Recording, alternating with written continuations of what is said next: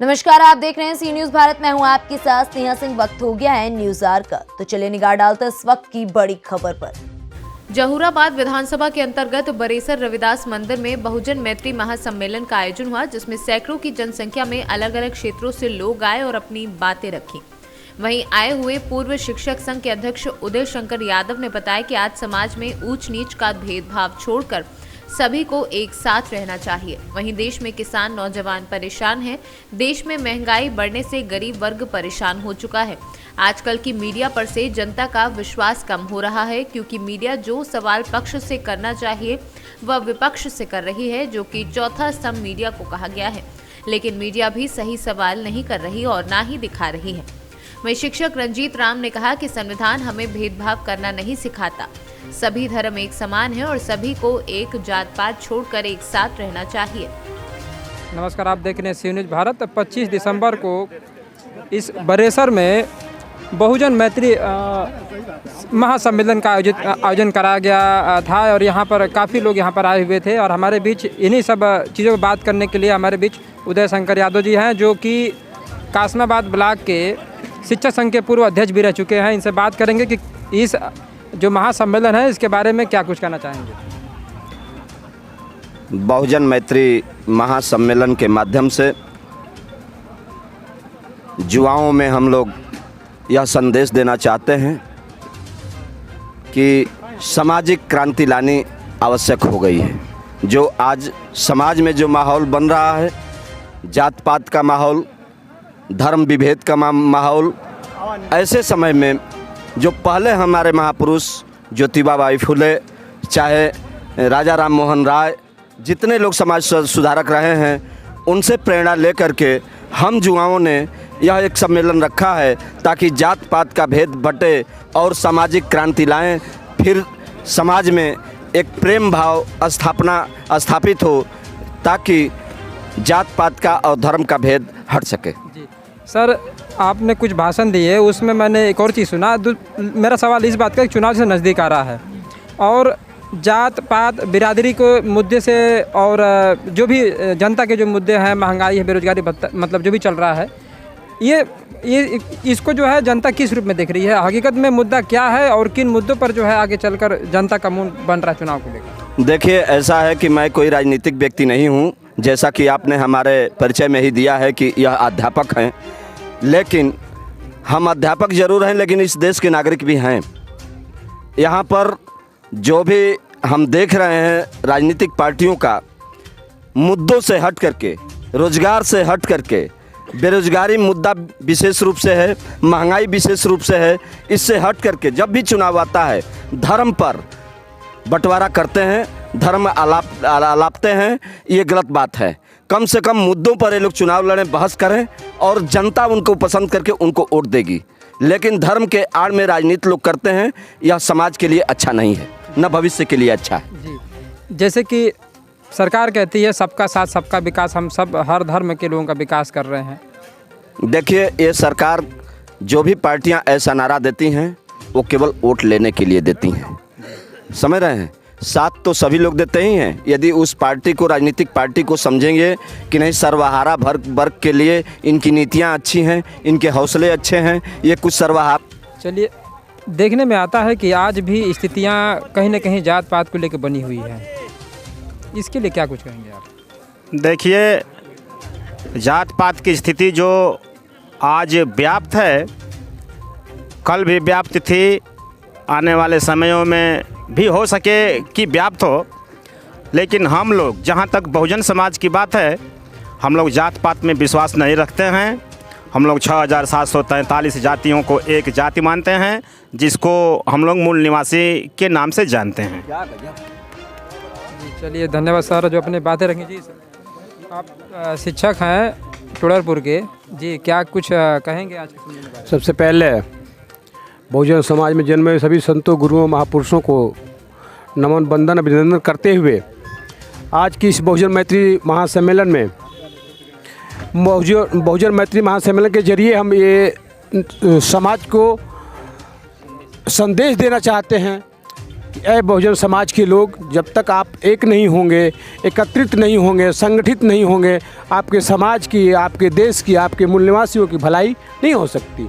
इसीलिए हम ऐसे सम्मेलनों का आयोजन करते हैं और लोगों को भारतीय संविधान से लेके हर चीज़ के बारे में हम लोग बताते हैं, ताकि लोग जागरूक हैं, अपने अधिकारों को समझें, अपने लोगों को अपने अधिकार के प्रति जागृत करें। यही हमारी सोच है। अपने अधिकार को लोग जानेंगे तो उन्हें अपना कम से कम पावर याद आएगा कि भाई संविधान में कितना उन्हें पावर दिया गया है। जी क्या कुछ कहेंगे आज के सम्मेलन के बारे में?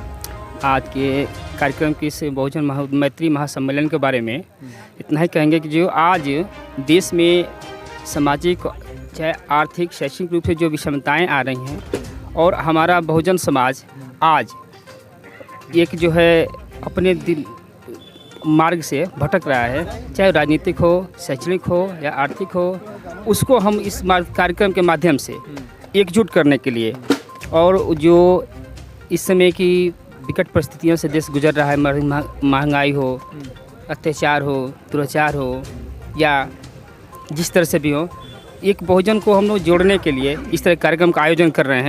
और मुख्य रूप से आज जो 25 दिसंबर है, आज ही के दिन 1927 को बाबा साहब अम्बेडकर ने मनुस्मृति नामक एक भ्रामक शास्त्र को, हाँ, जो ऊंच नीच का जो भेद उसमें पैदा होता था, उसको जलाकर कार्यक्रम के माध्यम से एकजुट करने के लिए, और जो इस समय की विकट परिस्थितियों से देश गुजर रहा है, महंगाई हो, अत्याचार हो, दुराचार हो या जिस तरह से भी हो, एक बहुजन को हम लोग जोड़ने के लिए इस तरह कार्यक्रम का आयोजन कर रहे हैं। और मुख्य रूप से आज जो 25 दिसंबर है, आज ही के दिन 1927 को बाबा साहब अम्बेडकर ने मनुस्मृति नामक एक भ्रामक शास्त्र को, हाँ, जो ऊंच नीच का जो भेद उसमें पैदा होता था, उसको जला करके और भारत को एक सामान्य एक रूपता देने की और एक अधिकार देने का जो नेक कार्य किया था, उसी के उपलक्ष्य में आज हम लोगों ने इस कार्यक्रम का आयोजन किया था। चलिए, कार्यक्रम का आयोजन कराया गया थे इन्हीं के सम्मेलन के विषय में। जी सर, अपना परिचय बता दीजिए। मैं शशिबिंदु कुमार प्रियदर्शी इस कार्यक्रम का संचालक था, और हम लोगों ने बहुजन मैत्री महासम्मेलन के माध्यम से इस पूरे देशवासियों को ये संदेश देने की कोशिश की कि आप सुने होंगे नारा 90 पर 10 भारी है, ये कैसी लाचारी है। ये बहुजन समाज की आबादी लगभग 60% है, फिर भी शासन सत्ता में कोई भागीदारी नहीं हुई है। इसका कारण है कि हमारा समाज जातिवाद में धर्म के नाम पर बंटा हुआ है। तो आज ज़रूरत है जातिवाद को ख़त्म करना है, धर्म के नाम पर बंटना नहीं है, और एकजुट होकर शासन सत्ता पर कब्जा करना है।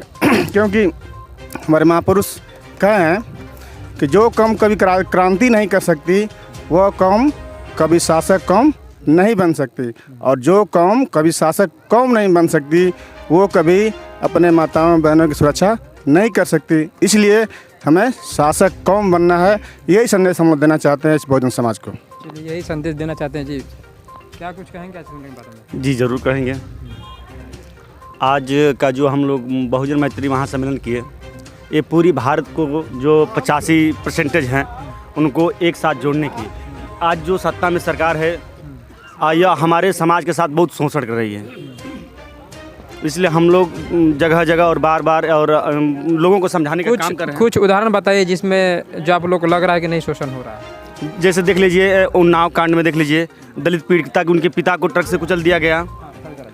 कुलदीप सिंगर के देख लीजिए, वो सत्ता के लोग जो विधायक सिंगर हैं, उनकी देख लीजिए, पूरा घर की नष्ट कर दिए। अभी इलाहाबाद में जल्द से एक दलित परिवार के साथ मतलब कत्लेआम किया गया है, सरेआम। उसको अभी आपने टीवी द्वारा देखे, पेपर द्वारा पढ़े हैं। ये बिल्कुल देखने को भाई मिल रहा है टीवी द्वारा के बाद। उन्हीं की मोडिया जो मीडिया है, जो मोदिया मीडिया वही दिखा रही है, और इस तरह से जनाधार पूरा जनता ने उसका निचोड़ निकाल लिया। इसमें कैसे मतलब कुछ लोगों में शिकायतें ये मिलती हैं कि मीडिया सही रूप में नहीं दिखाती है, सही सवाल नहीं करती है। पक्ष विपक्ष जो है, जिसे पक्ष से पूछना चाहिए उससे नहीं पूछते, विपक्ष से पूछती है। इसके बारे में क्या कुछ कहेंगे? विश्वास नहीं हो रहा जी है? हाँ, सही है, ये बिल्कुल विश्वास नहीं है कि जो बात पक्ष से पूछनी चाहिए वो बात बिल्कुल जाके डरावना बात विपक्ष से पूछ रही है मीडिया।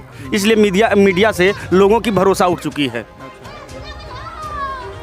चलिए, देश में जो है महंगाई का स्तर बढ़ा हुआ है जी।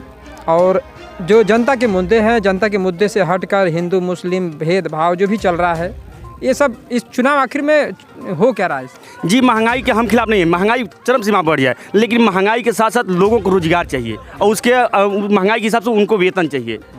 महंगाई चरम सीमा पर सरकार बढ़ा ले, उससे हमसे मतलब नहीं है, लेकिन महंगाई के साथ साथ उन लोगों को रोजगार दीजिए, चाहे बुनकर हों, मजदूर हों, गरीब तबके लोग हैं, चाहे नरेगा की आज 205 रुपये मजदूरी है, उनकी आयु मतलब दुगुनी किया जाए। जैसे सरकार कह रही थी कि हम आएंगे सत्ता में तो आय दुगुनी करेंगे, महंगाई चरम सीमा पर कर ले, उसके हम खिलाफ नहीं है, लेकिन उसके साथ साथ लोगों को रोजगार दें। चलिए, लोगों को रोजगार दें तो ही जो है नौजवानों का विकास होगा। जी, ज़रा परिचय अपना दे दीजिए। धन्यवाद आपको।